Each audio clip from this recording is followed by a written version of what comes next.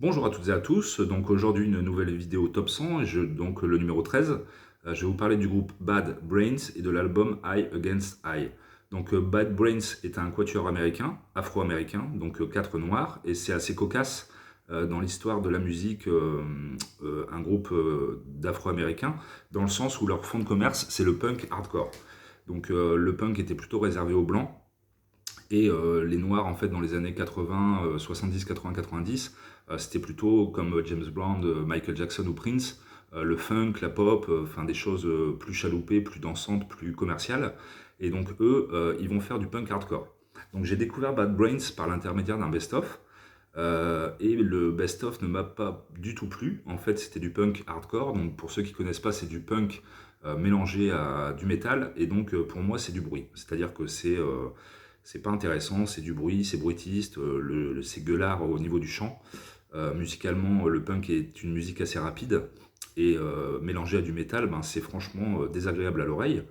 Et j'ai un principe, c'est que quand j'achète un best-of ou un album, aussi mauvais soit-il, j'écoute en entier. Et bien m'en a pris, puisque sur ce best-of, il y avait les deux chansons Secret 77 et Ray Ignition, qui sont sur cet album Eye Against Eye. Et là, ça a matché tout de suite. Je me suis dit, mais comment ils peuvent écrire deux aussi bonnes chansons par rapport à ce bruit lancinant sur le reste du best-of. Donc j'ai acheté cet album, Eye Against Eye, sorti en 1986, et bah, c'est une pépite, c'est un joyau, c'est-à-dire que c'est eux qui ont créé le metal fusion. Donc ils ont mélangé le metal avec des rythmes, bon il y a une chanson punk sur cet album, avec des rythmes chaloupés, syncopés, et j'ai envie de dire, j'ai envie de faire un parallèle avec Rage Against the Machine, dont le premier album sortira en 92, parce que tout Rage Against the Machine est dans cet album.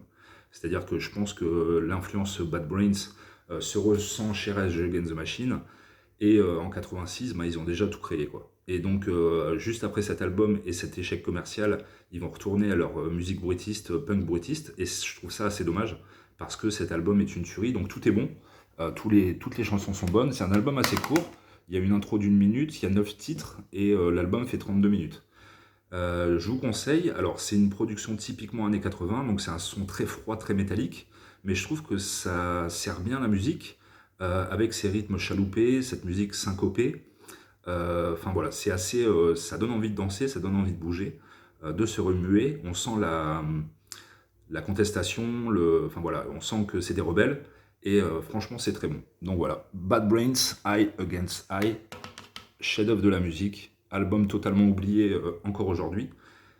Et enfin, je vous conseille parce que c'est un album, c'est une curiosité dans leur carrière, on va dire. C'est-à-dire que leur fond de commerce, je le répète, c'est le punk hardcore, mais cet album est totalement différent, ça s'écoute bien, c'est pas très agressif, j'emploie le terme métal, rock fusion, mais franchement ça passe bien pour ceux qui n'aiment pas le métal, et donc je vous le conseille. Et ben bonne découverte et bonne écoute, à bientôt.